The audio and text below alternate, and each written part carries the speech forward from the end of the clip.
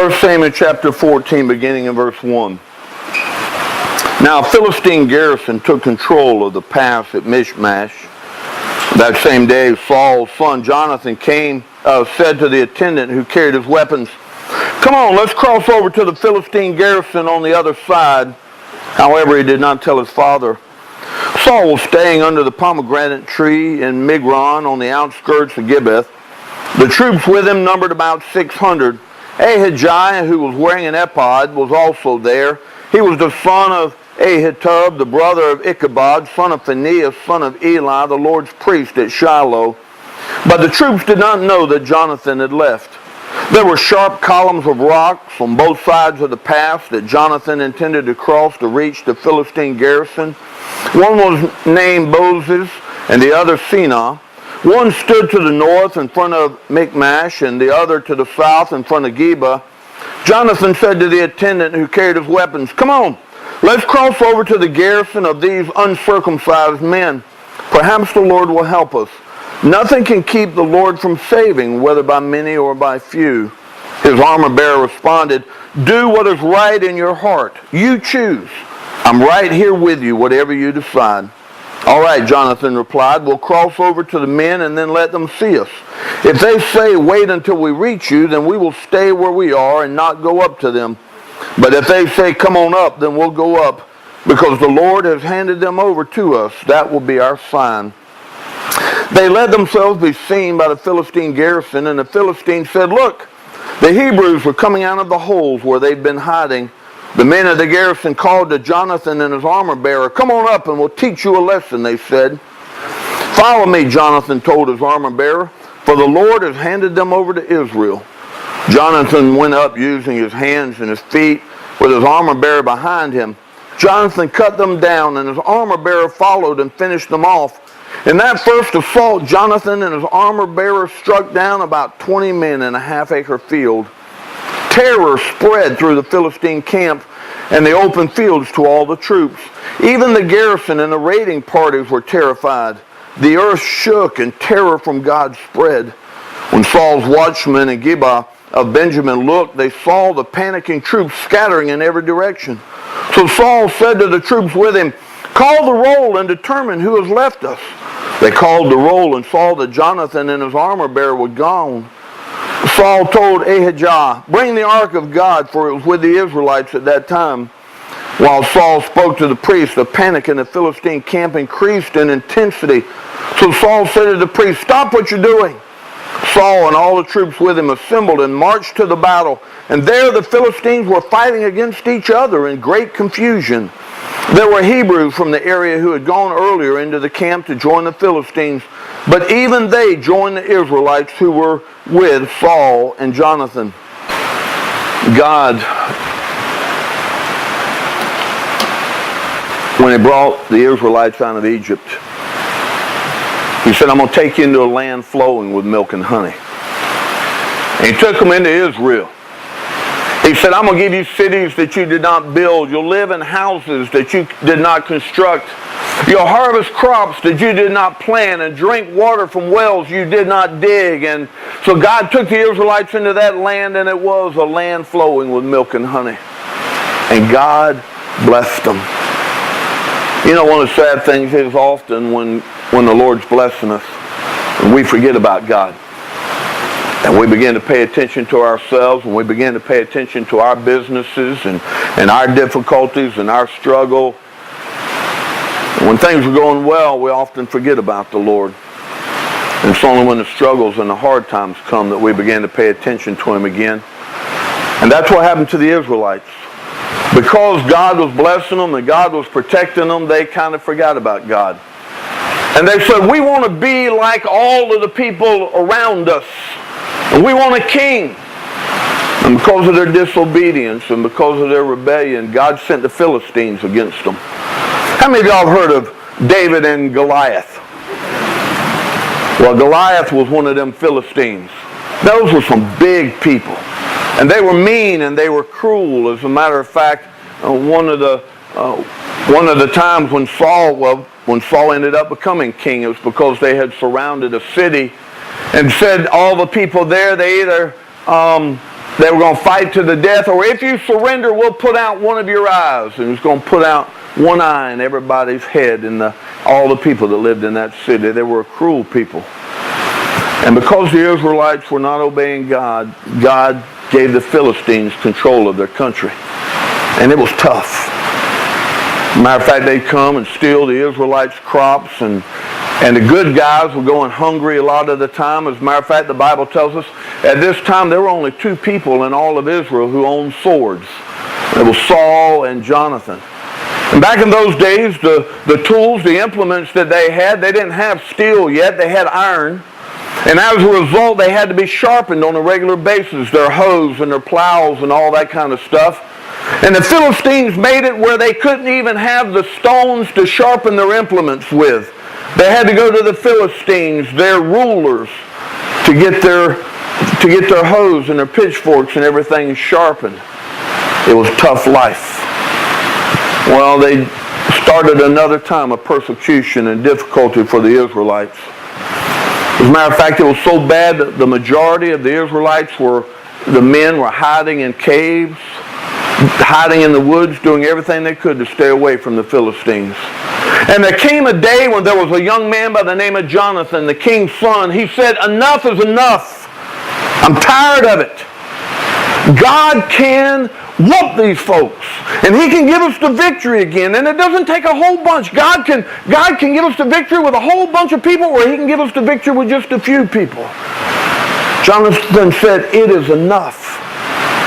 And he turned to someone beside him. He turned to his armor bearer. He said, come on, let's go challenge the Philistines. Let's go challenge these soldiers. And the armor bearer said, go where you want. Do what you think is right. And I'll be there by your side. I'll stand by you. Young folks, one of the most important things that you can do is to find good friends. To hang out with people who believe God and trust God, and who believe that nothing is too difficult for God. Friends that will be there, who will have your back, who say, you do what you think God's calling you to do, and I'm here at your side. Man, the world's got discouragers. And the world's got people that tell us we can't do stuff. We need godly friends. And if you can find one or two, make all the difference in the world. I remember when we were talking about starting this church, I was living in Mississippi. I was pastoring over there at the time, and I felt the Lord was leading us to come back to Florida to start a church. And there was a group of people that I had on my mind, and I sent out books to these 10 people. And I said, look, I believe this is the kind of church the Lord wants us to start. Would you pray about it and consider coming in and being part of the group to help us start this church? Sent out 10 books to 10 friends, 10 families. Now, one of them was my brother, and he and his wife came. Other than that, out of that whole group, one friend came, and that was Tom McDaniels. Been with us from the very beginning.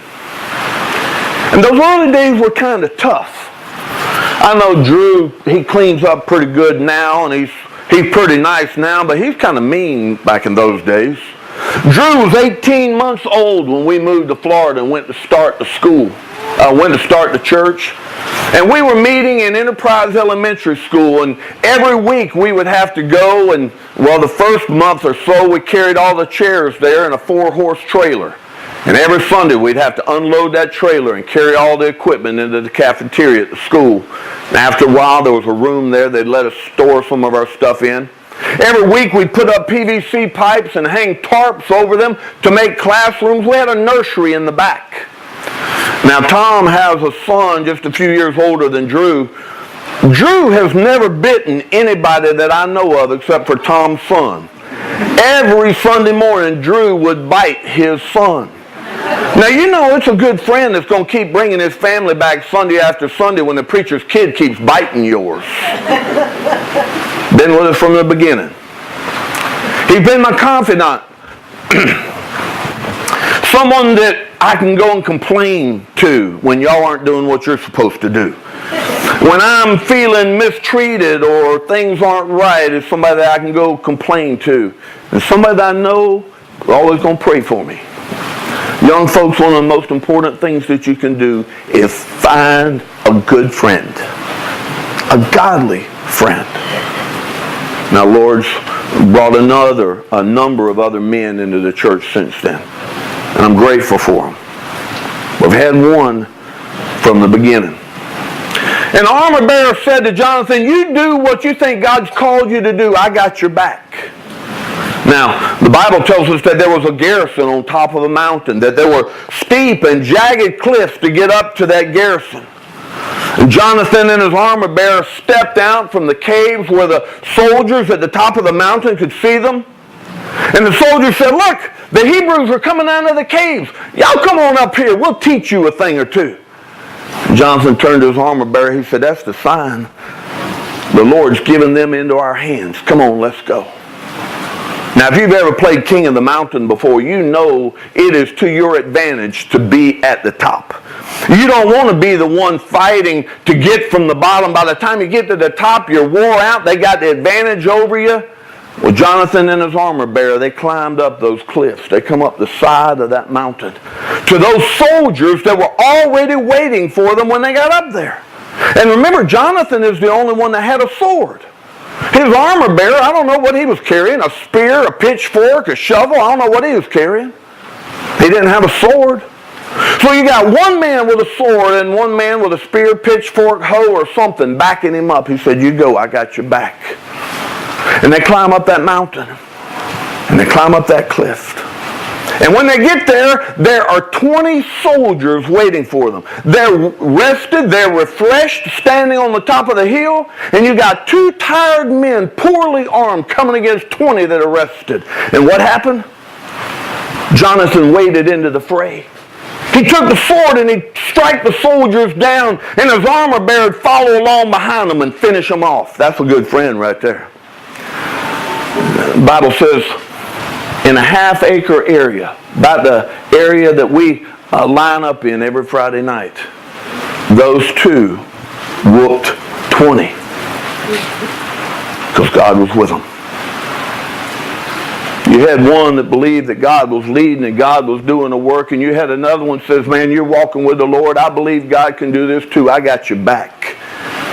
And 2 took on 20. Well, when these 2 whooped those 20, something strange happened. The Bible tells us that all of a sudden, all of the Philistine army, they went into a panic. They said, what is this? Now, wait a minute. This army is so big, they couldn't even count all of the soldiers. But just with 20 people killed, all of a sudden they're in a terrible panic? The Bible says the fear of the Lord fell on the Philistines. You see, God wanted to do a work. And he was waiting for one man, for one person who would trust him, willing to step out in faith. And then God got involved. Young folks, in our country today, there are folks that are saying immorality is running rampant. And there are a lot of people that you go to school with now, and a lot of people that you talk to on the phone and on the internet. There's an awful lot of them out there that don't love God anymore. And they don't care about God's rules or about what God says or what God thinks are important. And sometimes it can seem overwhelming that we don't have a chance turning things around. What we need is one person, or perhaps one with a friend that said, God can do this. Either with a few or with a whole bunch, God can do this. You need a young man, young woman that'll take a stand and said, I'm not going to hide in the caves like everybody else. I'm not going to look at the armies and say it's impossible. I'm going to look at my God and say He can do anything. You look at the passage we read. 2 men took a stand. They destroyed 20, and all of a sudden, the fear of the Lord fell on the rest of the Philistine army. As a matter of fact, it fell on them so bad they started fighting one another. They started killing one another. And then do you see what happened? All of a sudden you see the Israelite army. All of these folks that were hiding in the caves, and the few that were gathered with Saul, all of a sudden when one man with a friend took a stand, they said, hey, this is doable. God can do this. And they joined up. Sometimes all it takes is one person, or one with a friend, to take a stand, to encourage everyone else that knows the difference between right and wrong, to encourage them to take a stand and do what's right. To see that one person can be victorious with God on their side, and then they're encouraged and they said, I'll join you. And then do you notice what happened? The passage we just read, the last verse we just read.